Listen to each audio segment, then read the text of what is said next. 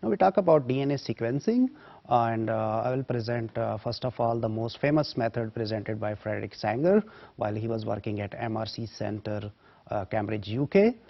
His method was known as the sequencing by chain termination. He published in 1977. So here is Frederick Sanger, twice Nobel Prize winner in 1958 for his solving the insulin structure, and then again for this chain termination method. That Nobel Prize was awarded in 1980, where he shared this Nobel Prize with Gilbert. And in Sanger, in University of Cambridge, they established an institute on his name.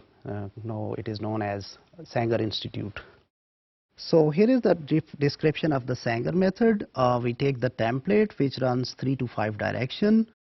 Actually, the sequence which we will get will be the complementary to this template.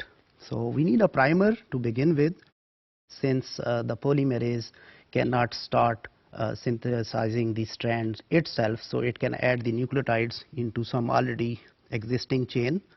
So this primer actually provides for a nucleotide where a new nucleotide can be added.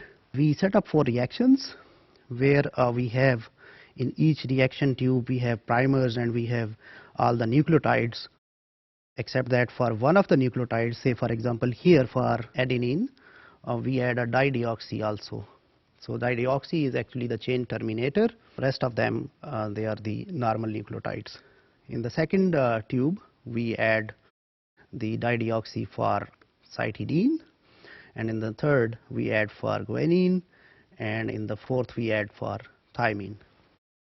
So when the reactions they process, in the first tube we can have a situation where this nucleotide dideoxy gets incorporated, for instance at this 5th position. So we can have a 5 nucleotide long fragment. It can stop here, and we can have this longer fragment here. In the second tube we can have 3 fragments based upon the incorporation of this dideoxy cytidine. So wherever it's get into it, it can give us these 3 different fragments. The third tube give us 2 fragments, and the fourth one give us these 4 fragments. So after we get those fragments, we separate them on gel using this technique known as gel electrophoresis, where DNA runs from negative to the positive gradient of electricity. Here we have all 4 reactions in this gel. So we have this mixtures coming from tube A, C, G and T, and these fragments they run against this electrical gradient, and then their running speed is maintained by their sizes. So the smallest ones they are down there in the gel, and the largest are up there on this direction. So we see that there is a first fragment, and obviously we read them from, since they are synthesized from 5' to 3' direction. So this is our first nucleotide at 5' direction.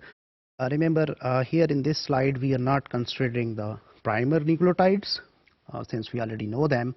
So here we have the first nucleotide which is in the lane where we have this reaction C. So it's a C here, then again we have a C, then third one which is right here is an A, and then we have T, and so on. In this way we can get the whole sequence which is the same as we started.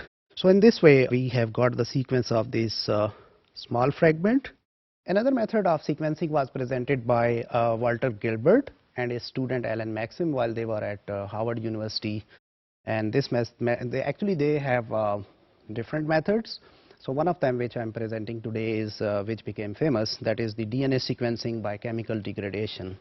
So here are their pictures. Alan Maxim, student of Walter Gilbert, and he was student of Abdus Salam, a Nobel laureate, originally belonged to our country Pakistan. In this method, Maxim Gilbert method, there is a chemical modification of those nucleotides, which is then followed by their degradation.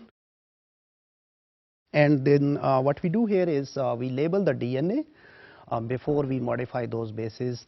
This helps in screening of these fragments. So 5' end of the DNA is labeled with phosphorus P32. Different modifications, they are done in a way that there are two groups. One group is purines and the other group is pyrimidines. So purines are A and G, and they are depurinated by formic acid. Same way Gs are methylated. So in this way we can, first we can identify that there are purines, and then within the purines we can identify whether it's a G or it's an A based upon this second reaction. Same way pyrimidines are hydrolyzed using hydrazine, and then once we have an idea that there we have those pyrimidines, so which one is there, we can set up another reaction where we have, we call it as T only reaction. So in that we add NaCl to the same hydrazine reaction, so that blocks the reaction of T with the hydrazine, so only C can react in that case. So in this way we can distinguish that which pyrimidine we are getting, whether it's C or T. Then there is one base modification per DNA molecule, and the cleavage is where the base is modified, and we get those different strands on the basis of that cleavage, the cleavage of the modified base. So for instance, we set up a reaction. This first one is the reaction for G, then we have a G and A reaction, now we have T and C, and we have C only. What are the advantage of setting only these four reactions? So if we see a band in some, say for instance our sequence was like this, it was G, A, T, C, G, G, A, C and C from 5' to 3' direction. The first phosphate is radio labeled, so that helps in its screening. Here in the gel we see two bands down there, and the band is present in both of them. So from this band we conclude that it's purine, and then within that we are clear that it's guanine. So if there is no band in the G only reaction, then for sure it's adenine.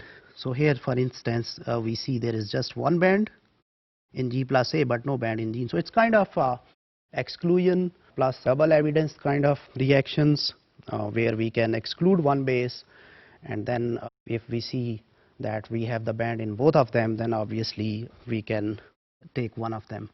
So here for example in T and C reaction we see just only one band, so it's not there in C but it's there in T plus C, so for sure it's T there.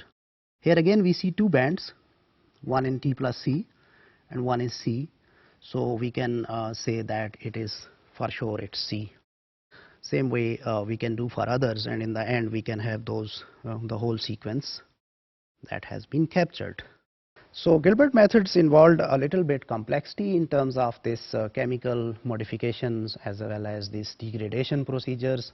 There are also critiques about the use of some chemicals which are carcinogenic, so it did not get more success, whereas Sanger method got more success in terms of its use and publicity. So modern day sequencing techniques are mainly using Sanger's method with some modifications.